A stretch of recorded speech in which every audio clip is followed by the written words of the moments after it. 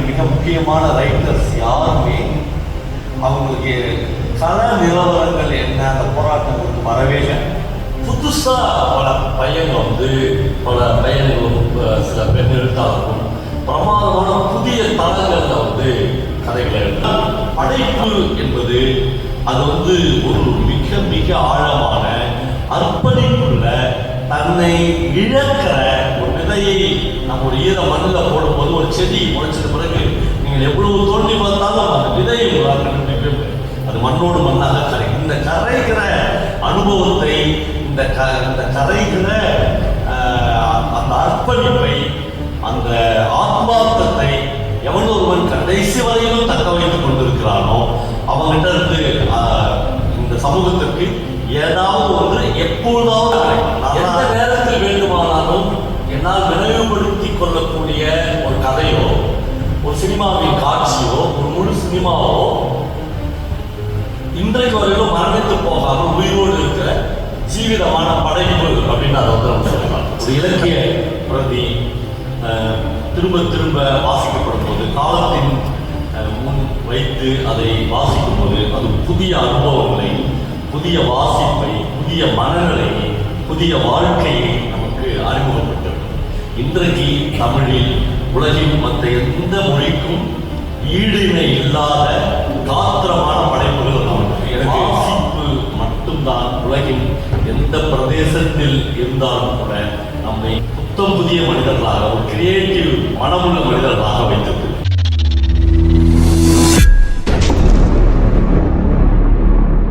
தொடர்ச்சியாக ஒரு ஆர்டிஸ்டோ ஒரு ரைட்டரோ தொடர்ச்சியாக பேச முடியாது அப்படின்னு தெரிஞ்சிச்சு. லெனின் பாரதி பேசினேன், அதனுடைய தொடர்ச்சியாக நான் சில விஷயங்களை முன்வைக்கிறேன். என்னன்னா, அவர் ஒரு ஃபிலிம் டைரக்டர், ஒரு சினிமா இயக்குனர். அவருக்குரிய கோபம், அவருக்குரிய விமர்சனம், முரண்பாடுகள், தர்க்கம், இது எல்லாத்தையும் அவருடைய படங்களில் தான் வைக்கணும். அதை விட்டுட்டு அவர் திருவண்ணாமலை மாதிரி ஒரு இடத்துக்கு 4 வருஷம் அங்கேயே தங்கி அங்கே இருக்கிற மக்களுடைய பிரச்சனைகளை எல்லாம் நேரடியாக போய் பார்த்து களப்பணிகள் ஆற்றி அதில் கிடைச்ச சில ஓப்பான விஷயங்கள், சில எதிர்மறையான விஷயங்களை தனக்குள்ள வச்சுன்னு இருக்கிறதுனால என்ன ஆகுதுன்னா, அவர் தன்னுடைய படம் எடுக்கிற அந்த மேற்கு தொடர்ச்சி மலைக்கு அப்புறம் அவர் எடுக்க வேண்டிய படம் 5-6 வருஷம் தள்ளி போயிடுச்சு. அப்போது அவர் தன்னுடைய படைப்பை இந்த நேரடியான கல அனுபவங்கள் மூலம் இழக்கிறார் அப்படின்றது தான் பொது சமூகத்தினுடைய எதிர்பார்ப்பாக இல்லையா? நான் சொல்ல, நான் இவரை மாதிரி அழைச்ச ஆள் தான். எனக்கு என்ன பேருனா, நான் நேற்று அந்த இதில் பேசும்போது கூட சொன்னேன். இப்போ கொழும்புல என் கூட எழுதவங்க ஜெயமோகன், ராமகிருஷ்ணன் எல்லாரும் அவங்க எல்லாத்தையும் ஒரு 100 புத்தகங்களுக்கு மேலே எழுதிட்டாங்க. நான் ஒரு 20 புத்தகங்களை கூட தாங்க முடியல. அதுக்கு என்ன காரணம்னா, அவர் சொன்ன பல களப்பணிகளில் நான் ஈடுபட்டுக்கிறேன். அது கம்ப்ளீட்டாக என்னுடைய படைப்பை ஸ்பாயில் பண்ணி.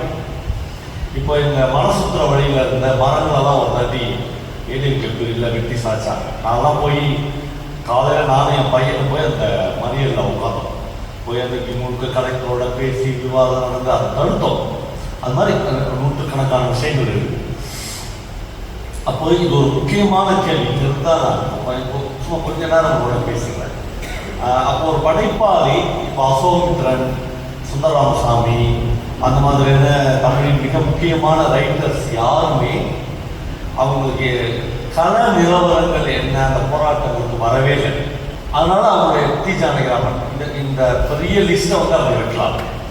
ஆனால் அவங்க தான் தமிழினுடைய மாஸ்டர்ஸாக இருக்கிறாங்க. அப்புறம் பல முக்கியமான ரைட்டர்ஸ் ரொம்ப நல்லா எழுதியிருப்பாங்க அப்படின்னு நாம் எதிர்பார்த்தவங்க இந்த மாதிரியான களப்பணிகளில், அரசியல் இயக்கங்களில் அப்படி போய் ஒரு காலத்தில் நானும் எழுதினத்தோட அப்படின்னு சொல்கிறவங்கள நம்ம பார்க்குறோம். இந்த 2 முரண்பாடும் இது 2ல் எது சரி எது தப்பு அப்படின்னு எனக்கு தெரிஞ்சு யாருமே ஜட்ஜ்மெண்ட் பண்ண முடியாது. காலம் மட்டும்தான் ஜட்ஜ்மெண்ட் பண்ணும். லெனின் பாரதி இந்த விஷயங்கள்லாம் நீங்கள் உங்களுடைய படங்களில் கொண்டு வாங்க, அதுதான் எனக்கு வேணும், அந்த படைப்பு தான் நிற்கும் அப்படின்னு ஒரு எதிர்பார்ப்பு இருந்துச்சுன்னா அவரு திருப்பி நம்மள ஒரு கேள்வி கேட்பார். இந்த விஷயங்கள்லாம் எதுவுமே தெரியாம ஒரு ஏசி ரூம்ல சென்னையில ரூம் போட்டு என்னால் எழுத முடியாது. களத்துல போய் நின்று தான் இதை எக்ஸ்பீரியன்ஸ் பண்ணி தான் என்னால் எழுத முடியுன்றது. அது ரொம்ப காத்திரமான ஒரு விஷயமாக இருக்குது. நான் வந்து ஃபர்ஸ்ட் சினிமாவில் நடிச்சது வந்து ஜோக்கர்னு ஒரு படத்தை நடித்தேன். ராஜமுருகன் ஒரு டைரக்டர் வந்து அப்போ அவரோட ரைட்டராக இருந்தால் அப்புறம் டைரக்டராக மாற்றுவார். அவர் வந்து ஒரு வீட்டில் உட்காந்து இரவு 12 மணி வரை என்னை கன்வின்ஸ் பண்ணாங்க அந்த படத்தில் நடிக்க சொல்லி. நான் முடியவே முடியாதுன்னு சொன்னேன். அப்புறம் உங்களுக்காகவே நான் ஒரு கேரக்டர் எழுதணும் போகிறேன் அப்படின்னு அவர் சொன்னார்னா அப்புறம் அதை கன்வின்ஸ் ஆகி நடித்தேன். அப்போ என்னென்னா இவர் சொன்ன விஷயத்த ராஜமுருகன் பண்ணார். அவர் தர்மபுரியில் போய் ஒரு வீட்டை வாடகைக்கு எடுத்து 2-3 வருஷம் அங்கேயே தங்கி அந்த அதில் நடிக்க வேண்டிய ஆக்டர்கள்லாம் கூப்பிட்டு அங்கேயே தங்க வச்சு டிவிஎஸ் குட்டி கொடுத்து அதில் நடித்த குரு சோமசுந்தரம் பின்னாடிலாம் ஒரு பெரிய ஆக்டர் ஆனார். அவங்களுக்குலாம் வந்து ஒரு மாதிரி மனநிலை பாதிக்கப்பட்ட ஆளாகவே மாறிட்டார் படத்தில் நடிக்கும்போது. இப்படி ஒரு எக்ஸ்பீரியன்ஸ் பண்ணுறாங்க. இதில் எது கரெக்டு எது தப்பு அப்படின்னு காலம் தான் பதில் சொல்லணும். நான் ஒரே ஒரு சின்ன என்னுடைய பர்சனல் எக்ஸ்பீரியன்ஸை மட்டும் ஷேர் பண்ணிக்கிறேன். நான் வந்து நல்ல கதை சொல்லுவேன், தமிழில் ஆக சிறந்த கதைகளெல்லாம் நான் நம்மளோட பகிர்ந்துக்கிறேன் அப்படின்ற ஒரு அடையாளம் எனக்கு உண்டு.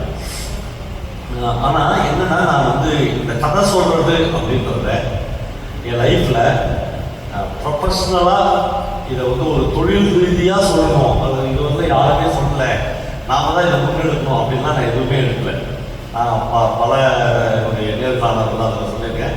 எல்லாமே என் லைஃப்பில் எதேர்ச்சியாக நடக்குது. அப்புறம் எனக்கு வந்து எப்பயுமே ஒரு கலைஞன் ஒரே மாதிரியான ஆர்ட் ஃபார்மில் இயக்கக்கூடாது அப்படின்னு நினைப்பேன். நான் வந்து தமிழ்நாடு முற்போக்கு அரசாங்கத்தோடு சேர்ந்து கலை இலக்கிய இரவு அப்படின்னு ஒரு புதிய வடிவத்தை அவருடைய நண்பன் கருணாவும் நான் தான் அந்த வடிவத்தையே வடிவமைச்சோம். ஒரு இலக்கிய கூட்டத்துக்கு இப்போ நாங்கள் யாழ்ப்பாணம் வரணும் வந்து பார்த்தா ஒரு 50 பேர் 60 பேர் வந்துருக்கீங்க. திருவண்ணாமலையில் வந்து நாங்கள் நடத்துகிற இலக்கிய கூட்டம் 10,000 பேர் வரும். 10,000 பேர் 12,000 பேர் வருவாங்க. இரவு 6 மணிக்கு ஆரம்பித்து அதிகாலை 6 மணிக்கு அந்த நிகழ்ச்சியை முடிப்போம். இரவு முழுக்க 10,000 12,000 பேர் உட்காருவாங்க. அப்போ அதுக்காக நாங்கள் எவ்வளோ டெடிகேட் பண்ணி ஒர்க் பண்ணி இருக்கணும்னு நீங்கள் யோசிச்சு பார்க்கலாம். ஆனால் அந்த வடிவம் வந்து எப்பயுமே ஒரு கலை வடிவம் வந்து ஒரு உச்சத்தை அடையும் போது நிறைய போலிகளால் நகல் எடுக்கப்படும் எல்லா கலை வடிவமுமே. அப்படி எடுத்து ஊருக்கு கலை வடிவம், ஊருக்கு இருக்கிற எங்கள் தோழர்களுடைய பசங்களை வந்து பரதநாட்டியம் ஆதரிக்கிறது, பேச்சு போட்டியில் பேசுறது, அதை வந்து ரொம்ப நீர்த்து போக வச்சாங்க. அப்படி நீர்த்து போக வைக்கிற அந்த தருணத்தில் உச்சத்தில் இருந்த அந்த கலை வடிவத்தை அப்படியே நாங்கள் கைவிட்டோம். இதுக்கு இனிமேல் இதை நம்ம நடத்தக்கூடாது, நம்ம வேற ஒரு வடிவத்துக்கு போகணும் அப்படின்னு தான் திருவண்ணாமலை இருந்தாங்க. முற்றம் அப்படின்னு நான் இன்னொரு ஆர்ட் ஃபார்ம் இருக்கோம். அந்த ஆர்ட் ஃபார்ம் வந்து இந்தியா முழுக்க இருக்கிற, தமிழ்நாடு இல்லை இந்தியா முழுக்க இருக்கிற மிக முக்கியமான எழுத்தாளர்கள், கவிஞர்கள், கலைஞர்கள் இவ்வளோ கூட்டி வந்து நான் வந்து டேனிஷ் மிஷன் ஹையர் ஸ்கூல்னு ஒரு ஸ்கூலில் படித்தேன். அந்த ஸ்கூலுடைய ஒரு கிரவுண்டில் தரையில் உட்கார வச்சு 400-500 பேர்கிட்ட அவங்களுடைய எக்ஸ்பீரியன்ஸை பகிர்ந்து வச்சோம். தமிழில் ஆகச்சிறந்த எழுத்தாளர்கள் நம்ம நினைக்கிற ஜெயகாந்தன், அம்பை, பிரபஞ்சன் ஆரம்பித்து சச்சிதானந்தன், பால் சக்கரையா, பாலச்சந்திரன் சுழிக்காடு, அப்படி கேஎன் பணிக்கர், இந்த மாதிரியான மிக முக்கியமான ஆளுமைகள் அது வர ஆரம்பித்தாங்க. 100 பேர்லேருந்து 500 பேர் வரைக்கும் அந்த அதனுடைய பார்வையாளர்களுடைய எண்ணிக்கை அதிகமாகிடுச்சு. இப்போ அதிகமாகி அது ஒரு உச்சத்தை அடையும் போது டக்குன்னு அந்த ஆர்ப்பாம் வேணாம் அவ்வளோதான். அப்புறம் உங்களுக்கு வந்து தொடர்ச்சியாக ஒருத்தர் வந்து அவன் ஒரு குரங்காட்டி கிடையாது. அவன் வந்து எப்பயுமே உங்களுக்கு கிட்ட காமிச்சுட்டே இருக்க முடியாது. டக்குன்னு நான் வந்து வேற ஒரு இடத்துக்கு மைக்ரேட் ஆகி போனோம். அந்த மாதிரி ஒரு சந்தர்ப்பத்தில் தான் நான் கதை சொல்ல ஆரம்பித்தேன். நம்மளே என்னை ரொம்ப கூர்ந்து கவனிக்கிறவங்களுக்கு நாங்கள் இந்த ட்ரெயினில் வந்தோம். என்னோட பல நண்பர்கள் வந்தாங்க. ட்ரெயினில் நிறைய பேர் ஒரு 4-5 பேர் என்னை அடையாளம் கண்டு நார்வேலேருந்து வந்தவங்க, லண்டன்லேருந்து வந்தவங்களாம் நீங்களா அப்படின்னு நல்லா பார்த்து தான் கேட்டேன். அது அந்த சமயத்தில் ஏற்படுற ஒரு சின்ன சந்தோஷமாக இருக்கலாம். ஆனால் நான் ஆக்சுவலாக கதை சொல்லி 1.5 வருஷம் ஆச்சு. நான் வந்து எனக்கு ஒரு பெரிய மௌனம் தேவைப்படும். நான் ஒரு ஆர்ட் ஃபார்ம் ரொம்ப சக்ஸஸ் ஆகிடுச்சுன்றதுனாலேயே தொடர்ச்சியாக அந்த ஆர்ட் ஃபார்மை உங்களோட பேசி அப்பா இவன் வந்தாலே ஏதாவது ஒரு கதை சொல்லி நம்மளை அறுப்பான் அப்படின்னு யாரும் சொல்கிறதுக்கு முன்னாடி, இல்லை நீ சொல்கிறதுக்கு முன்னாடி நானே அமைதியாக இருக்கிறேன் இந்த ஜெயகாந்தனுக்கு இது சலிப்பு இல்லை, ஜெயகாந்தனுக்கு இந்த தேவையில் வந்து உடன்பாடு இருந்துச்சு. அவர் கடைசி கிட்டத்தட்ட 15-20 வருஷம் எழுதவே இல்லை. நல்ல வேலை எழுதலை அப்படின்னு நமக்கு தோணுச்சு. ஏன்னா அவர் வந்து ஜெயசங்கரெல்லாம் எழுதி ஐயோ இந்த அக்னிபுரவே சொல்லி எழுதின ஜெயகாந்தனாது, சில நேரங்களில் சொன்ன மனிதர்கள் எழுதின ஜெயகாந்தனாது, பாரசிக்கு எழுதின ஜெயகாந்தனா இதுன்னு எல்லாரும் கேட்குற அளவுக்கு பட்டு பள்ளத்தாக்கில் போய் விழுந்தார் இந்த நாவலில். ஒரு மேடையில் நான் உட்கார வச்சே சொன்னேன், அப்போ விழுந்த ஜெயிக்கவே நான் எங்களால் எழுப்பிவிடவே முடியல அப்படின்னு சொன்னேன். அவர் கோச்சுவே இல்லை. அவர் எழுதுனதை பற்றி நீங்கள் என்ன விமர்சித்தாலும் நான் ஏற்றுக்கொள்வேன் அப்படின்னாரு. கடைசி காலத்தில் ஜெயகாந்தன் எழுதவே இல்லை, வாசிக்கவே இல்லை. அவர் வந்து நண்பர்களோடு சேர்ந்து இரவுகளில் வந்து பேசுறது, குடிக்கிறது, அவங்களோட விவாதிக்கிறது. அது விவாதிக்கிறது என்பதை விட நான் ஜெயகாந்தனுடைய பல சபை நாட்களில் கூட இருந்தேன். அவர் பேசுவார், அவங்க எல்லாரும் கேட்பாங்க. அப்படி அதை வந்து ஒரு பெரிய லைஃப் தன்மை அவருக்கு வந்துருச்சு. ஆனால் அதுக்கு நேர் எதிர்பாராக சுந்தரராமசாமி, கீராஜ் நாராயணன் மாதிரியான ரைட்டர்ஸ் வந்து கடைசி வந்து எழுதிட்டே இருக்காங்க. அப்போ இப்போ நான் ரொம்ப கூர்ந்து கவனிக்கிறேன். நான் வந்து 70களில் 80களில் தொடர்ச்சியாக வாசிக்க ஆரம்பிச்சோம். இலக்கியத்தின் நிலவு மிகப்பெரிய காதல் இருந்துச்சு. உண்மையிலேயே லிட்ரலாக எனக்கு வந்து நான் கல்லூரி படிக்கும் போதெல்லாம் காதலா லிட்ரேச்சரா அப்படின்ற ஒரு இடம் வரும்போது தான் நான் காதலை நிராகரிச்சுட்டு லிட்ரேச்சர் பக்கம் தான் நின்றேன்.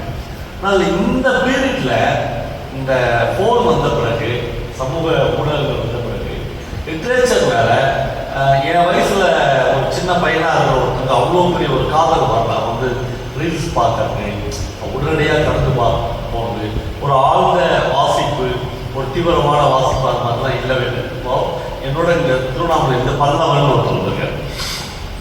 அவர் வந்து என்னுடைய சின்ன வயசுல நான் சொன்ன அந்த கலை இலக்கிய இரவு அப்படின்ற அந்த வடிவத்துக்கு மிகப்பெரிய பேனர்கள் வரைஞ்சார். அந்த பேனர் வந்து நீங்க எவ்வளவு பேர் நம்புவீங்கன்னே எனக்கு தெரியல. 60 அடி அகலமும் 20 அடி 25 அடி நீளமும் உள்ள ராட்சசமான பேனர் இருக்கு. அவர் அதை வந்து நான் எழுதியிருக்கேன், அது பற்றிலாம் பேசியிருக்கேன். இப்போ நைட்டில் ஒவ்வொரு ஆர்டிஸ்ட்டுக்கும் ஒரு சின்ன ரகசியம் எழுப்பாருங்கிறது மாதிரி எல்லாருக்குமே இருப்பாரு. என்னன்னா நீங்கள் அவங்க நம்மளோட தான் இருப்பாங்க, ஆனால் அவர்கள் கலைத்தன்மையில் கேமரா முன்னாடி ஒரு கேமரா வேணும் வெளிப்பார்வை பேசும்போது இந்த ஷாட் எப்படி வரணும் போது அதுக்குள்ள ஒரு சின்ன ரகசியம். பல்லவன் வந்து எல்லா நண்பர்களோடையும் பேசிட்டு தான் இருப்பார். ஆனால் எல்லாரும் போன பிறகு ஏதோ 9 மணிக்கு மேலே யாராவது ஒரு அசிஸ்டண்ட் அவர் வேணும். பெரும்பான்மையான நேரத்தில் நானும், என்னை விட பெரும்பான்மையான நேரத்தில் என்னுடைய ஃப்ரெண்டு கருப்பு கர்ணாவா அவர் அசிஸ்டண்ட்டாக இருக்கணும். அவருடைய கை காட்டினானா நாங்கள் போய் சிகரெட் வாட்டர் கையில் வைப்போம். அவர் என்ன பண்ணுவார்னா லைட்டை ஃபுல்லாக ஆஃப் பண்ணிவிட்டு ஒரு டார்ச் லைட் வச்சு அந்த பேனரில் வரைய வேண்டிய படத்தை ஒரு சின்ன கண்ணாடியில் வரைஞ்சிடுவார். அந்த கண்ணாடியில் வரைச்சிட்டு அந்த கண்ணாடியை வந்து ஒரு 2 ஆணிகள் அடிக்கப்பட்ட ஒரு கட்டைக்கு பக்கத்தில் அழகாக பொருத்தி கொஞ்சம் தூரத்தில் வந்து டார்ச் லைட் அடிப்பார். இந்த டார்ச் லைட்டுக்கு முன்னாடி அந்த மிகப்பெரிய ராட்சத பேனர், அந்த பேனரில் இந்த டார்ச் லைட்டை இருட்டில் அடித்த உடனே அந்த படம் வந்து அவ்வளோ பெருசாக எக்ஸ்போஸ் ஆகும். அப்போ இவர் வந்து ஒரு 25 அடி பேனர்ல ஏறி அதை ஸ்கெட்ச் பண்ண முடியாது. அதனால அதை தரையில கடத்திட்டு அதை வந்து ஒரு கருப்பு ப்ரஷ்ல ஒரு பெயிண்டை கொடுத்து ஒரு ஸ்கெட்ச் வந்து போடுவார். அநேகமாக இரவு 12-1 மணி ஆகும் முடியுது. அவருக்குள்ள நான் கவனிப்பேன், அவருக்குள்ள ஒரு பயங்கர திருப்தி இருக்கும். அப்படி இந்த படத்தை வந்து நம்மளால முட்டு வச்சிட முடியும் அப்படின்னு போயிடும். அடுத்த நாள் காலையில் வந்து பல நேரங்களில் ஒரு 7 மணிக்கோ 7:30 மணிக்கோலாம் வந்து அவர் ஒரு டீ குடிச்சுட்டு சிகரெட் குடிச்சுட்டு அந்த பேனரில் வரையாங்க. அந்த பேனரை பார்க்கறதுக்கே பல பேர் வந்து நின்று பார்ப்பாங்க அது எப்படி வரையறாரு அப்படின்னு. எனக்குலாம் நல்லா ஞாபகம், நாங்கள் எங்கள் கடையில் இருக்க ஏதோக்காக வரைஞ்சி நாங்கள் கட்டின ஒரு பேனரை கட்டி போலீஸ் எல்லாம் இப்போ வந்து போயிட்டாங்க. ஏன்னா டிராஃபிக் ஜாம் ஆயிடுச்சு. நீங்கள் யாரை கட்டி இவ்வளோ பெரிய பேனர்லாம் கட்டுறாங்க. இப்போ என்னன்னா நான் எதுக்கு சொல்கிறேன்னா, இப்போ இதுதான் ஒரு ஆர்டிஸ்டினுடைய படைப்பூக்கமான காலம், கிரியேட்டிவிட்டியுடைய உச்சமான. ஆனால் எல்லா ஆர்டிஸ்டுமே ஒரு பீரியட்ல அந்த கிரியேட்டிவிட்டியை விட்டுறான், கைவிட்டுறான். அவ்வளோதான். அதை ஒரு பீரியட்ல தான் எல்லா கலைஞர்களுக்குமே. அதுக்கப்புறம் ஒரு 10-20 வருஷம் தான் ஆடிய மேடைகளையும் ஆட்டுவித்த மனங்களையும் எண்ணி எண்ணி இருமாந்து போகிற ஒரு கிழட்டு கனியை மாதிரின்னு இளவேல் ஒரு வரி எழுதியிருப்பார். தன் ஆடிய மேடைகளையும் ஆட்டுவித்த மனங்களையும் ஆடும்போது எத்தனை மனம் ஆடுச்சு, அதை எண்ணி எண்ணி இருமாந்து போகிற ஒரு கிழட்டு கணிகை மாதிரி அப்படின்னு சொல்றாரு. அந்த மாதிரி இந்த படைப்பூக்கமான பீரியடை நினைச்சு அல்லது அந்த பெருமிதத்திலே தான் பல பேர் வாழ்ந்தாங்க. இப்போ நான் வந்து தமிழ்ல ரொம்ப சீனியர் ரைட்டர்ஸ் அப்படின்னு சொல்லப்படுற புனைவிலக்கியத்துல பெஸ்ட் நான்லாம் பார்த்து அப்படியே பேர்ந்து போன புனைவிலக்கியவாதிகள் ஒரு 10 பேர் என் மைண்ட்ல இருக்காங்கன்னு சொல்லுவேன். இன்னும் உயிரோட இருக்காங்க. அந்த 10 பேரையும் நான் தொடர்ந்து கவனிக்கிறேன். பல பேர் ரொம்ப சைலண்ட் ஆகிறாங்க. எழுதி தமிழ் இலக்கியத்துக்கு சேவை செய்வது ஒரு வகை, எழுதாமல் இருந்து சேவை செய்வது அதை விட முக்கியமான ஒரு வகை. அது மாதிரி இந்த 2வது வகையை கைப்பற்றி இவங்க ரொம்ப அமைதியாயிட்டாங்க. அவங்களுக்கு ரொம்ப பிடிச்சிருக்கு. நான் இன்னும் உயிரோடு தான் இருக்கிறேன், நான் இன்னும் எழுதுவேன் அப்படின்னு இந்த 10 வருஷத்துல எழுதின சீனியர் ரைட்டர்ஸுடைய தொடர்ச்சியான படைப்புகளை நான் வாசிப்பேன். இவங்களாம் ஏன்டா எழுதுறாங்க அப்படின்னு தோணுது. ஏன்னா வந்து ஒப்பேற்கிறாங்க, அதாவது தங்களுக்கு கிடைச்ச ஒரு பெரிய அங்கீகாரத்தை வச்சுன்னு அவங்க வந்து ஏதாவது ஒரு எழுதியாகுதுன்ற இடத்துல வராங்க. ஆனால் இதற்கு நேர்மாறாக ரொம்ப அபூர்வமாக புதுசா பல பையன்களும் சில பெண் எழுத்தாளர்களும் பிரமாதமான புதிய தளங்கள்ல வந்து கதைகளை எழுதுறாங்க. நான் வந்து இப்போ சமீபத்தில் திருப்பத்தூர் ஊருக்கு ஒரு புக் ஃபேர் போயிருந்தேன். திடீர்னு அந்த மேடையில் ஃபவுசர் சொன்ன மாதிரி இந்த மேடையில் வந்து நிற்கிறவங்க எனக்கு என்ன பேசணும் அப்படின்ற இந்த ஒரே ஒரு வரி கூட எனக்கு அந்த மேடை வந்த பிறகு பேசிக்கலாம் அப்படின்னு தோணுது. அந்த ஊருக்கு போகும்போது எனக்கு என்ன தோணுச்சுன்னா, எனக்கு ஒரு 2 கதை தோணுச்சு. இந்த 2 கதையை மையப்படுத்தி பேசணும். லவ்னா அன்புன்னா அது எப்படி ஒன்றா இருக்கலாம். நான் ஒரு அவுட்லைன் சொல்கிறேன். பாவன் ஒரு ரைட்டர் வந்து பயணம்னு ஒரு கதை இருக்கு, ரொம்ப நாளைக்கு முன்னாடி கதை. ஐ திங்க் நான் அந்த கதையை படிச்சு 40 வருஷம். அதுக்கப்புறம் அந்த கதை எந்த தொகுப்புல இருந்து கூட எனக்கு தெரியாது. ஒரே ஒரு தடவை அந்த கதையை படித்தேன். 40 வருஷம் என் மைண்ட்லேயே இருக்கு. அப்போ என்னன்னா, எந்த நேரத்தில் வேண்டுமானாலும் என்னால் நினைவுபடுத்தி கொள்ளக்கூடிய ஒரு கதையோ, ஒரு சினிமாவின் காட்சியோ, ஒரு முழு சினிமாவோ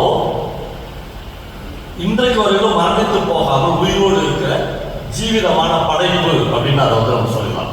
அந்த கதை என்னன்னா, பெங்களூர்ல ஒரு போஸ்ட் ஆஃபீஸில் வேலை பார்க்குற கிளார்க், அவருடைய பெரிய ட்ரீம் வந்து என்னன்னா, காலத்தை ஒரு கதை தான் நமக்கு ஞாபகப்படுத்தும். நண்பர்களே, காலத்தை ஒரு படைப்பு தான். இந்த சேரனை பற்றி அவ்வளோ பெரிய டிஸ்கஷன், அவ்வளோ பெரிய உரையாடல். எனக்கு நான் வந்து இந்த சின்ன வயசுல நான் ஃபவுசர்கிட்ட கேட்கணும்னு நினைச்சேன். இப்போ சேரனுக்கு என்ன வயசு இருக்கு எனக்கு தெரியல, அவர்கிட்ட போய் கேட்கணும். ஆனால் என்னுடைய கல்லூரி படிக்கிற போது சேரனுடைய ஒரு கவிதையை நான் வந்து பல இடங்களில் போய் திருமுனைகளில் நின்று வாசிக்கிறேன். அந்த கவிதை இப்போ மறந்துருச்சு, ஆனால் அந்த கவிதையுடைய தீம் ஞாபகம் இருக்கு. ஒரு போராளியை அல்லது ஒரு அப்பாவை நடுரோட்டில் சிங்கள ராணுவம் வந்து சுட்டு வீழ்த்து. அவன் வந்து அவன் வீட்டுக்கு வந்து அரிசி வாங்கிட்டு இருப்பான். அந்த அரிசி வந்து கீழே கொட்டிக்கும். 1 கிலோவோ 2 கிலோவோ அரிசி இருக்கும். அந்த ரத்தத்தினுடைய பல அந்த அரிசி வந்து நனைஞ்சு போயிடும். அந்த சுடப்பட்ட மனிதனுடைய ஒரு குழந்தை எல்லாவற்றையும் மறந்து விடலாம் என்று அந்த கவிதை ஆரம்பிக்கும். எல்லாவற்றையும் மறந்து விடலாம், அந்த அப்பா செத்து போனது எல்லாவற்றையும் மறந்து விடலாமே வந்து கடைசியாக குருதி தோயாத அரிசியை மத்திய சாப்பாட்டிற்காக அந்த குழந்தை சேகரித்து எடுத்து போனதை எப்படி மறந்துவிட முடியும் என்று ஒரு கவிதை. 40 வருஷத்துக்கு முன்னாடி எங்கேயோ ஒரு சிறு பத்திரிகையை நான் படித்த அந்த கவிதை 40 வருஷம் பொறுத்து அவருடைய மண்ணில் வந்து எல்லாம் நினைவு கூற முடிகிறது. இதுதான் ஒரு சிறந்த படைப்பாக நான் கண்டேன். நான் ஏன் பண்ணவனே இப்போ ஞாபகப்படுத்தினா, அந்த ஒவ்வொரு ஆர்டிஸ்டுக்கும் நம்ம லைஃப்ல 2ஆம் ஆட்டம், செகண்ட் ஷோ, இந்த ஃபர்ஸ்ட் ஷோ அப்படின்றது முடிஞ்சிருக்கு. அவன் அந்த ஃபர்ஸ்ட் ஷோவை இப்போ நினச்சி பார்த்தா அதில் தான் அவர் வரைந்தது, அவர் பேனர் வரைஞ்சது, அவர் கணக்கல் சில டிராயிங் வரைஞ்சது எல்லாமே. இந்த 2ஆம் ஆட்டத்தில் பெரும்பான்மையான கலைஞர்கள் சோறுறாங்க. ஜெயமோகன் மாதிரி ஒரு ஆள் என்ன சொல்றாருன்னா, அந்த 20க்கும் 50க்கும் இடையில உன்னால இயங்க முடியலன்னா, உன்னால எழுத முடியலன்னா, உன்னால படம் எடுக்க முடியலன்னா, உன்னால நாவல் எழுத முடியலன்னா, அதுக்கப்புறம் நீ எழுதுறல அது வந்து ஒரு 50% கூட உனக்கு கிடைக்காது ரிசல்ட். ஏனென்றால் அப்போ வந்து உடல் ரீதியான சோர்வு. சார் நான் சுகர் மாத்திரை சாப்பிட்றேன், பிபி மாத்திரை சாப்பிட்றேன், டாக்டர் வந்து எனக்கு நடக்க சொல்லியிருக்காரு, அந்த பிரச்சனைகளை போயிடும். அப்புறம் நிறைய 80% 90% இலக்கியவாதிகள், படைப்பாளிகள், எழுத வந்தவர்கள் அற்ப காரணங்களுக்காக இலக்கியத்தை கைவிட்டு இருக்கிறாங்க.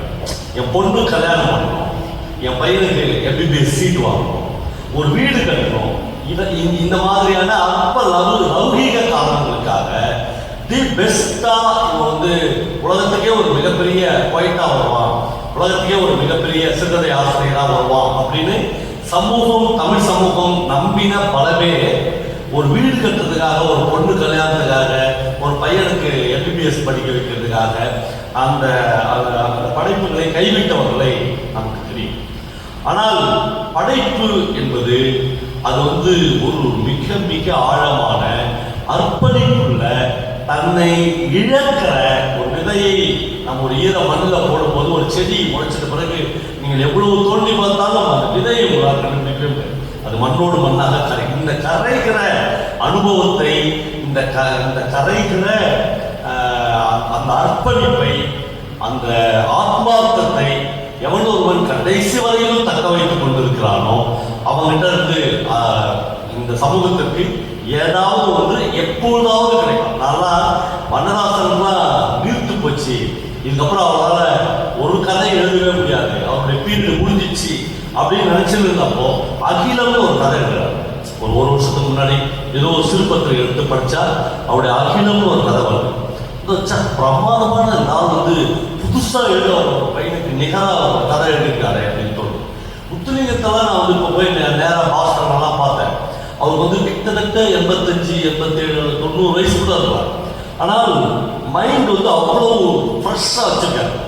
அப்புறம் சோபா சக்தி மாதிரி போராளி அனுபவத்தை, யுத்தத்தை நேரடியாக கண்டு அனுபவித்து அடி வாங்கி உதவாங்கி சீரழிஞ்சி அகதியாக போய் அகதி வாழ்க்கையை மேற்கொண்டு என்னென்னவோ ஆகி பிழிந்து தன்னுடைய அனுபவத்திலிருந்து ஒருவன் தருகிற ஒரு மிகச்சிறந்த படைப்பை இந்த எந்த அனுபவத்தையும் பெறாத முத்துலிங்கத்தால் தர முடியாது. பயங்கர ஆச்சரியமாக இருக்குது.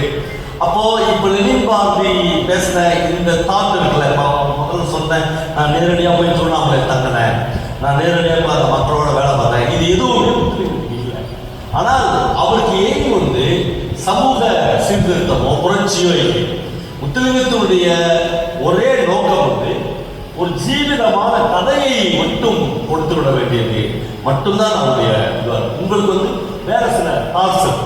இப்போ முத்துலிங்கத்தை நான் பார்க்கும்போது கேட்டேன், சார் உங்களுக்கு வந்து அகதி வாழ்க்கை ஒரு நாள் கூட நீங்கள் அடிப்படல, நீங்கள் வந்து எப்படி சார் இவ்வளவு துல்லியமாக கிராஃப்டை வந்து எப்படி நீங்கள் இவ்வளவு துல்லியமாக எழுதுகிறீர்கள் அப்படின்னு அவர் அது ரொம்ப நல்ல விளக்கம் சொன்னார். நான் ஒரு கைதியிடம், ஒரு கொழும்புல வந்து ஒரு சிறைச்சாலையில் இருந்த கைதியிடம், நீங்கள் விடுதலை ஆகும்போது வானம் எந்த நிறத்தில் இருந்ததுன்னு கேட்பாங்க.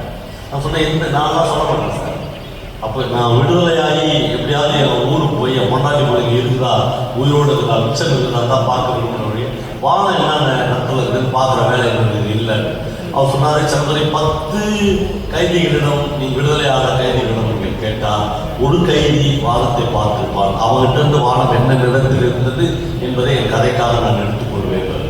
அப்போ இந்த எக்ஸ்பீரியன்ஸு சோபா சக்திக்கு நேரடியாக கிடைக்கிறது, முத்துலிங்கத்துக்கு சொல் வழியாக கிடைக்கிறது, கிராஃப்டாக அவர் வைத்துக் கொண்டு எழுதுகிறார். ரெண்டுத்துக்கும் நம்ம படிக்கிற போது பதைவதைக்க வைக்கிறார், நம்முடைய மனசை வந்து ஆழமாக பாதிக்கிறார். இந்த 2 மாதிரியான விஷயங்களும் தொடர்ச்சியாக இருக்கு. நம்மளை கலைஞன் எந்த கட்டத்திலும் அவன்கிட்ட வந்து ஒரு மிச்சமான அந்த ஆர்ட் வந்து இருக்கும் தான். அதை மட்டும் சொல்லி முடிக்க வேண்டும் என்று நான் ரொம்ப நான் லீனியராக பேசுகிறேன். அந்த கதையை வேற அங்கே விட்டேன். அந்த பெங்களூர் குமஸ்தா வந்து லோன் போட்டு 800 ரூபா ஆகும். எதுக்கு 800 ரூபா வாங்கணும்? ஒரு சைக்கிளில் லோன் வாங்கணும். அப்போ என்னன்னா, அந்த கதை வந்து 1970களில் அந்த 70களில் எழுதப்பட்டிருந்தா 70களில் தமிழ்நாட்டில் ஒரு சைக்கிள் வாங்குவது என்பது ஒரு மிடில் கிளாஸ் ஃபேமிலியினுடைய மிகப்பெரிய கனவு. அந்த கதையை படிக்கிற போது எங்கள் அப்பா எனக்கு ஞாபகத்துக்கு வருகிறார். எங்கள் அப்பா வந்து ஒரு ஸ்கூல் டீச்சர்.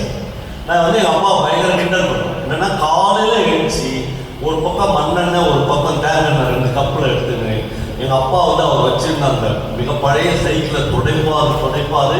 இந்த துடைப்பு தாங்க முடியாமல் இந்த சைக்கிள் இத்து ஊழ்ந்துருமோன்னு எனக்கு பயமாக இருக்கும். நான் அவ்வளோ அப்படியே பல வச்சுருப்பார். அப்போ ஒரு வீட்டுக்கு ஒரு சைக்கிள் அவ்வளோ அவசியமாக இருக்கும். ஒரு சைக்கிள் வாங்க முடியாது மிடில் கிளாஸ் எம்ப்ளாயர். ஏன்னா அவருடைய சம்பளமே 250 ரூபாய் 240 ரூபாய் தான் இருக்கும். சைக்கிள் ரேக் சைக்கிள் வந்து 800 ரூபாய் இருக்கும். இந்த கிளாத் வந்து 800 ரூபாய் கொடுத்து அவங்க 80 ரூபா ஒரு மாதத்துக்கு அவருடைய சம்பளத்தில் பிடிச்சிக்கணும். 40 ரூபா ஒரு நாளைக்கு சம்பளத்தில் பிடிச்சிக்குவாங்க. 20 மாதம் அவங்க அந்த கடனை அடைக்கணும். இந்த பையன் ஏன் அந்த சைக்கிள் வாங்குவான்னா, அவன் பெங்களூர்லேருந்து மங்களூருக்கு நீங்கள் லைஃப்பில் யாராவது ஒரு முறை போகணும் அப்படிங்கிறது தோணும். ஏன்னா அந்த பாவனர் வந்து அந்த கதையில் பெங்களூர்லேருந்து மங்களூர் வந்து காரில் போகக்கூடாது, ட்ரெயினில் போகக்கூடாது, பஸ்ஸில் போகக்கூடாது, சைக்கிளில் போய் பாருங்க அப்படிங்கிறது. எனக்கு கூட அப்படி சில எண்ணங்கள்லாம் இருக்கு. காசர்கோடு வரையிலும் ஒரு தாட்டி வந்து ட்ரெயினில் போகணும். ஏன்னா கடற்கரையிலேயே கேரளாவில் கொச்சியில் ஆரம்பித்து காசர்கோடு வரைக்கும் ட்ரெயின்லேயே போகணுன்ற மிகப்பெரிய ஆசை. என் ஃப்ரெண்டு வீரராகலாம் வந்துருக்காரு, அவருக்கு சொல்லி அப்படி ஒரு ட்ராவல் போகணும்னு ஆசை. இப்போ இந்த பையன் லோன்லாம் போட்டு சைக்கிள்லாம் வாங்கிட்டு 3 நாள் ஆஃபீஸ் லீவ் போட்டு சைக்கிளில் பெங்களூர் வந்து மங்களூருக்கு போவான். அப்படி போயிருக்கும்போது புது சைக்கிள் பாதி தூரம் போகும்போது சைக்கிள் பஞ்சர் ஆகிடும். பயங்கரமாக பதட்டம் ஆகிடுவான். பார்த்தா எங்கேயுமே ஒரு வீடு இருக்காது, ஒரு லைட் இருக்காது, பயங்கரமாக அவன் டிஸ்டர்ப் ஆகிடும். மழை வர மாதிரி இருக்கும். அவன் சைக்கிளை தள்ளிக்கிட்டே போவான். ஒரு சின்ன குடிசை வீடு இருக்கும். அந்த குடிசை வீட்டுக்கு முன்னாடி போயிட்டு இன்னைக்கு நைட்டு நான் இங்கே தங்கிட்டு காலையில் போயிட்டுமா அப்படின்னு ஒரு அம்மாட்ட கேட்பான். மிடில் ஏஜில் அந்த அம்மா. இப்போ இவன் பேசினது போதே அந்த வீட்டில் ஒரு குட்டி பையன் இருப்பான். அவன் வந்து இந்த சைக்கிளை வந்து சுற்றி பார்ப்பான். இந்த பையன் இவனை பார்த்துட்டு நினச்சிருவான், கண்டிப்பாக இந்த வீட்டில் நம்ம தங்க சொல்லுவாங்க. எந்த பையனுக்கு அந்த சைக்கிள் மேலே அவ்வளோ பெரிய கார் இருக்கும். அவங்க வீட்டில் அவன் இரவு தங்கிடும். அந்த பையனை கேட்டு சொல்கிறான்னு அந்த அம்மா சொல்லுவான். அந்த பையன் அந்த மாமா தங்கிக்கிட்டோன்னு சொல்லுவான். காலையில் எழுந்தா இவனுக்கு முன்னாடி ரெடியாகி அந்த பையன் நிற்பான். என்னன்னா கொஞ்சம் தூரத்தில் தள்ளின்னு போனால் ஒரு இடத்துல பஞ்சர் ஒட்டிக்கலாம். பஞ்சர் ஒட்டிட்டு மேங்களூருக்கு இந்த பையனும் இவனோட போகிறான். இதான் கதை. இந்த பையனுக்கு அது முன்னாடி யாருன்னு தெரியாது. அவங்க அம்மாட்ட கேட்டு அவன் பர்மிஷன் வாங்கி வச்சுருவான். இவன் இந்த பையன் வந்து பஞ்சர்லாம் ஒட்டிக்கிட்டு பின்னாடி கேரளில் உட்காந்து போவான். கொஞ்சம் தூரம் ஒரு 5 கிலோமீட்டர் ஆகும்னு சொல்லி அந்த பையன் தோளில் தட்டி, மாமா ஒரு நிமிஷம் நீ வந்து கொஞ்சம் நடந்து வாமா, நான் குரங்கு படம் நடிப்பேன், நான் ஓட்டி பார்க்கலான்னு கேட்பேன். சைக்கிள் மேலே அந்த பையனுக்கு அவ்வளோ ஒரு பிரேமை இருக்கும், பிரியம் இருக்கும். இவனுக்கு வந்து அவனுடைய அந்த சைக்கிள் மேலே அந்த பையனுக்கு இருக்கிற காதலை முன்னிட்டு நீ ஓட்டு அப்படின்னு சொல்லிட்டு அவங்ககிட்ட வண்டியை கொடுத்துட்டு நடந்து போவான். இந்த சின்ன வயசுல நல்லா குரங்கு படம் நடிப்போம். அந்த மாதிரி ஒரு படம் நடிச்சு அந்த பையன் போவான். கொஞ்சம் தூரம் அவன் ஓட்டுவான், கொஞ்சம் தூரம் அந்த பையன் ஓட்டுவான். இப்போ மங்களூர் ஒரு பிரமாதமான இடத்தை பாவலன் நமக்கு அந்த கதையில் அறிமுகப்படுத்துவார். ஒரு ஸ்ட்ரீட்டில் போய் அப்படி திரும்பினா அந்த முக்கூட்டு வீடு தான் இந்த பையனுடைய தாய்மாமா. இப்போ இந்த பையனுடைய முக்கியமான விஷயம் இவர் கூட வந்ததுக்கு என்னன்னா, அந்த தாய்மாமா வீட்டில் 4-5 பொண்ணுங்க இருக்கிறாங்க. அந்த ஒரு கோடை காலத்தில் அந்த தாய்மாமா வீட்டுக்கு போய்கிறான். மாமா வீட்டில் இருந்த சைக்கிள் அந்த பையன் எடுக்கும் போதெல்லாம் இவன் அடி வாங்கிக்கிறான். பொண்ணு முன்னாடி சைக்கிளே தொடக்கூடாது, நான் சைக்கிள் ஓட்ட தெரியுமா நம்ம மாமா கொட்டிக்கிறாரு. இப்போ அப்பேற்பட்ட ஒரு மாமா இருக்கிற இடத்துல இவன் தன்னந்தனியாக போய் நின்று சைக்கிளில் பெல் அடிப்பான்.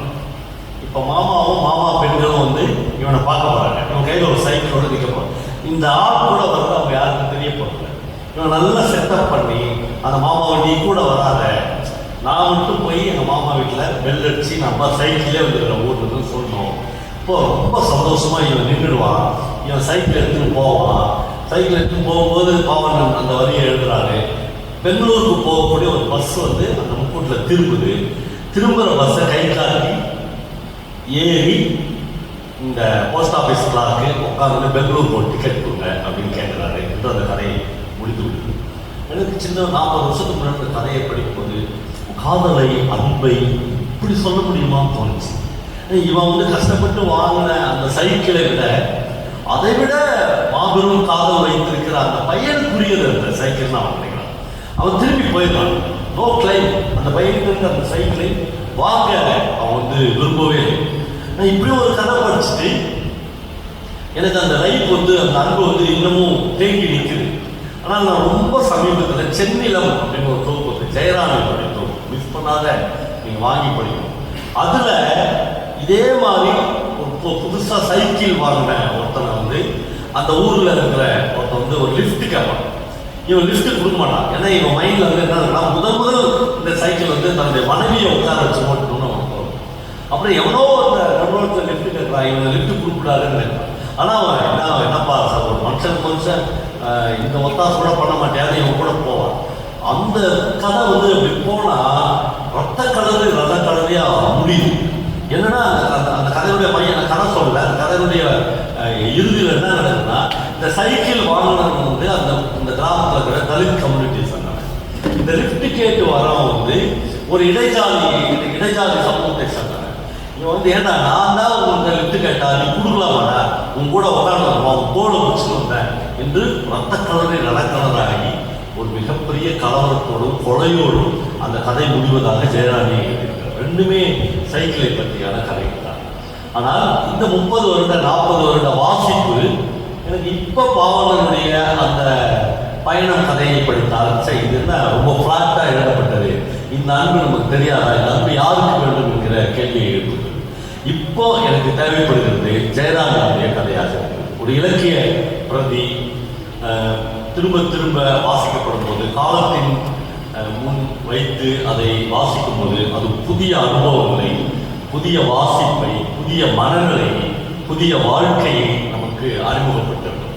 இன்றைக்கு தமிழில் உலகின் மற்ற எந்த மொழிக்கும் ஈடு இணை இல்லாத காத்திரமான படைப்புகள் வந்து கொண்டிருக்கு. எனக்கு எங்கள் வீட்டிலேயே நிறைய மலையாள டிரான்ஸ்லேட்டர்ஸ் என் ஒய்ஃபோட அக்கா இன்னும் 2-3 பேர் இருக்கிறார்கள் என்பதால் நான் இதற்கு நிகரான மலையாள கதைகளையும் படித்துக் கொண்டே இருக்கிறேன்.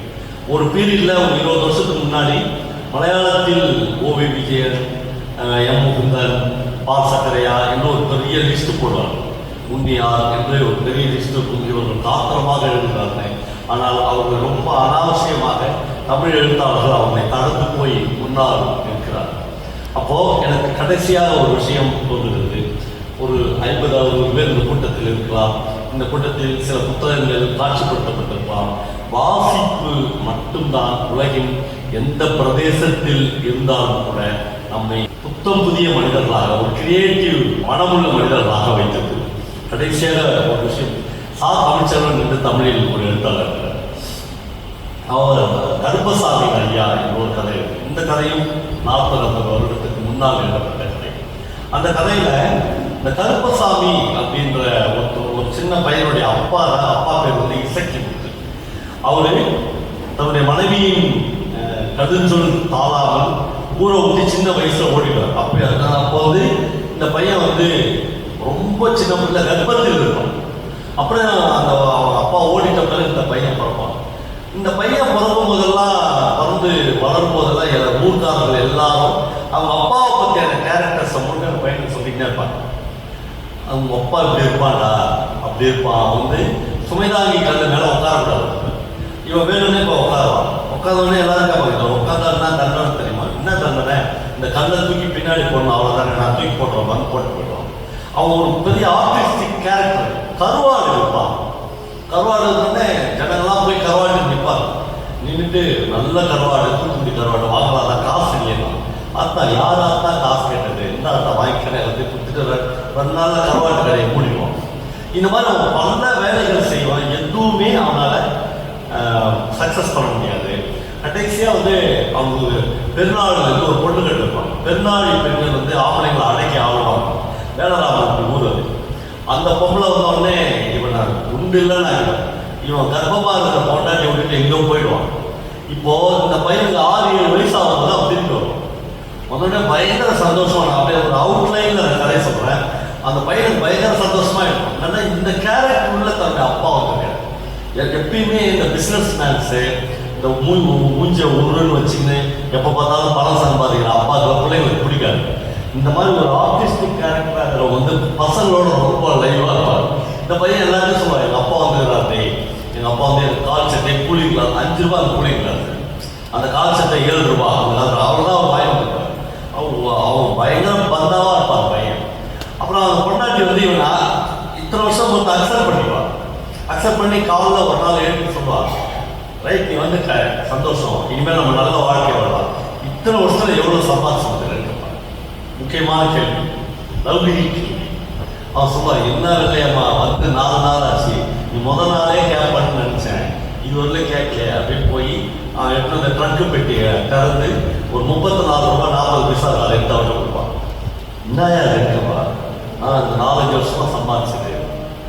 அவளுக்கு ஆங்காரம் அழுக வரும், துக்கம் வரும். அதை பாவி நீ இன்னும் திருந்தவே இல்லை. அதெல்லாம் கலைஞர்லாம் திருந்தவே மாட்டான், திருந்தவே இல்லை. அவன் வந்து அப்படியே அவன் கையை பிடிச்சிடுவான். அப்படி சொல்லுவான், இல்லையம்மா தயவுசெய்து நீ மறுபடியும் அந்த பழைய முகம் கொடுத்து, ஒரு ராத்திரி அந்த முகத்தை பார்த்துட்டு தான் நான் ஓட்டேன், மறுபடியும் அந்த முகத்தை காமிக்காத, காமிச்சேன்னா வெள்ளச்சாமி நாடா இடத்துல வந்து காலையில் செத்துரு வேணுமா. முதல் முறையாக அந்த இரவுல தான் அந்த மனைவி வந்து அந்த கணவனை புரிஞ்சுக்குவான். அவன் சொல்லுவான், என் கை பாருங்க, கையை தடவுனா காப்பு காய்ச்சிருந்த கை, அவ்வளோ மூட தோட்டினேன், பரோட்டா கடையில் போய் வேலை செஞ்சேன், ஒரு 100 வேலை செஞ்சிருப்பேன், ஆனால் என் கையில் ஏன் காசு வேலை இல்லை. எல்லாரும் என்னை ஏமாத்திக்கிறாங்க, எல்லாரும் என்னை வஞ்சிச்சுக்கிறாங்க, எனக்கு அதெல்லாம் தெரியவே இல்லை. நான் வேலை செய்ய தயாராக இருக்கிறேன், ஆனால் காசு எப்படி சேர்த்து வைக்கிறதுன்னு எனக்கு தெரியல இல்லையாமா அப்படின்னு சொல்லுவான். அப்போ முதல் முறையாக தன் கணவனை புரிந்து கொண்டு அவர் சொல்லுவா, சரி இப்போ நான் புரிஞ்சுக்கிறேன், நீ இப்படியே ஓடிக்காத, இங்கேயே காலையில் நம்ம வீட்டில் ஒரு டிஃபன் கடை போடலாம், நீ வந்து டிஃபன் போட்டு இட்லிலாம் சுட்டுவிடும், வடாலாம் சுட்டுவிடும், நான் போய் கொள்ளக்காட்டில் விட்டுட்டு வரேன், பையனை படிப்பை வந்து நிறுத்திடலாம். ஸோ அந்த பையனுக்கு பயங்கர சந்தோஷமா இருக்கும். ஸ்கூல் பயங்கர போகுது, எப்போ பார்த்தாலும் டீச்சரே பார்த்துட்டு வேண்டியது, வாத்தியாரே அந்த வாத்தியார் மூச்சே சரியில்லை, நம்ம அப்பா அப்படியே நம்ம எல்லாரும் நிற்போம். 3 பேரும் சேர்ந்து ஒரு டிஃபன் கடை போடுவோம். 2 நாள் அந்த டிஃபன் கடை பிரமாதமாக இருக்கும். 3ஆவது நாள் இவன் வயல்வெளிக்கு டிஃபன்லாம் எடுத்து போய் விற்பான். விற்றவுடனே பொம்பளைங்களாம் ஊந்து சிரிக்கும். என்னன்னு பார்த்தா அவங்க எல்லாம் எடுத்து இட்லியை கையில் வச்சுருந்தாங்க. அடிப்பாவி, இட்லி ரவுண்டா இல்லாமல் சதுரமாக இருக்குது, சபகமாக இருக்குமா. அவன் வந்து இட்லியை தூக்கி போட்டு அவன் முன்னாடி என்னையா அது, அவன் சொல்லுவான், இல்லை என்னால் சதுரமாகவே இந்த ரவுண்டாகவே இட்லி போட முடியல, 2 நாள் தான் ஆட முடியும். ஏன்னா இட்ஸ் ஆர்ட்ஸ். அவனால் ஆண்டாண்டு காலமாக ஒரு ஹோட்டல் நடத்துகிறவன் தான் உங்களுக்கு வந்து சதுரமாக அந்த ரவுண்டா இட்லி போட்டு இதில் எவ்வளோ சம்பாதிக்கணும்னு தெரியும். இவன் ஒரு கலைஞர், இவனால் அப்படி முடியாது. உடனே அவன் அவமானமாக இருக்கான். சரின்னு அவன் வந்து இல்லை இனிமேல் தயவுசெய்து எதுவும் மூச்சு காமிக்காத, நான் ஓடிடுவேன், வேணாம் நான் இங்கேயே இருக்கிறேன், இந்த வாழ்க்கை எனக்கு பிடிச்சிக்குது. இப்போ கடைசியாக நான் கதையை தமிழ்ச்சல முடிக்கும்போது கொடுப்பாரு. இன்றும் கூட வெள்ளையம்மா இல்லாத நேரமாக பார்த்து அந்த பையனும் இசைக்கு முத்தும் கருப்பசாமியும் வடைகள் போண்டா வடைலாம் சுட்டு வைப்பாங்களே, அதை வந்து ஃபுட்பால் விளையாடி பார்ப்பதும், அப்புறம் யாராவது கடைக்கு வருபவர்களை உங்கள் தார சாந்திக்கு தேநீர் வந்துருங்களா ஐயா என்று சுத்த தமிழில் பேசி பார்ப்பதும் தொடர்ந்து கொண்டு தான் இருக்கிறது அப்படின்னு அந்த கதை முடியும்.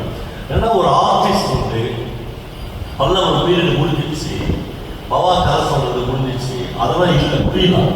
ஆனால் என்றைக்காவது ஒரு நாள், அந்த என்றைக்காவது ஒரு நாள் அப்படின்றத வயதோ மூப்போ முதுமையோ இல்லாமல் ஒரு ஆர்டிஸ்ட் வந்து காத்து கொண்டே இருக்க.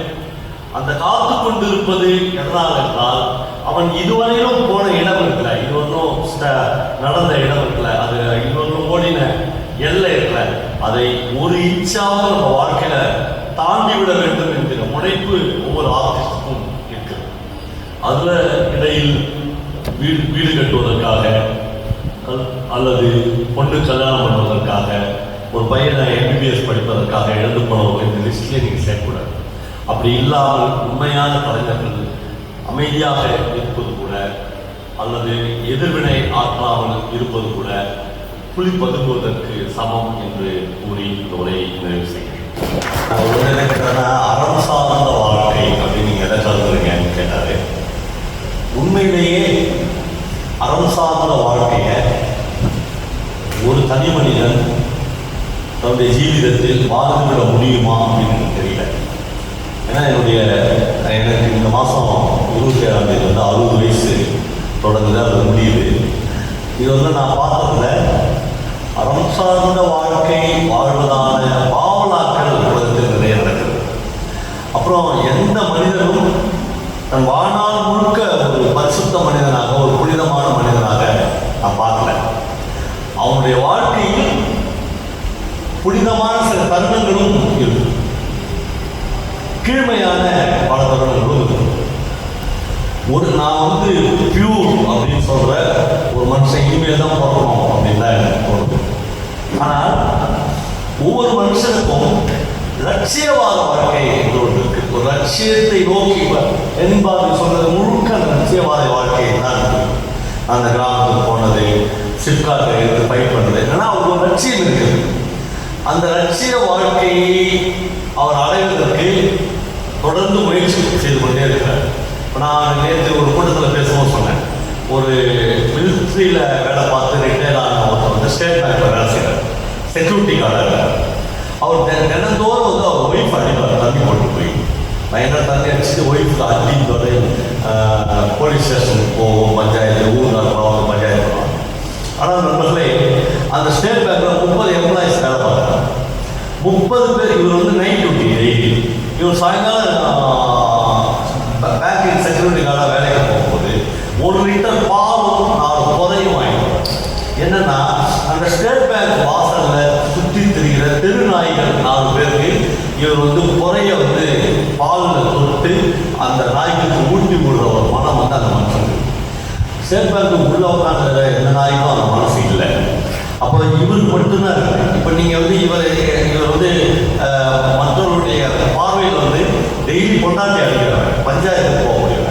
ஆனால் அவன் பால் வாங்கி போகிறான், புற வாங்கி போகிறான், அவனுக்கு சம்பளமே சொற்ப சம்பளம். இப்போ நீங்கள் இந்த ஸ்டேட் பேங்க்கு செக்யூரிட்டி கார்டுனால அந்த மனசு வந்து ஒரு படைப்பாளியா, ஒரு கதை சொல்லியா, ஒரு சினிமா டைரக்டரா இதெல்லாம் இருந்துட்டா போதும் தான் தோணும். அவன் தான் எனக்கு டீச்சர், அவன் தான் எனக்கு கற்றுட்டான். இந்த நெகிழும் தன்மையை, இந்த கருணையை, கையில பால் கசியும் அது வந்து ஜெயமோகன் அந்த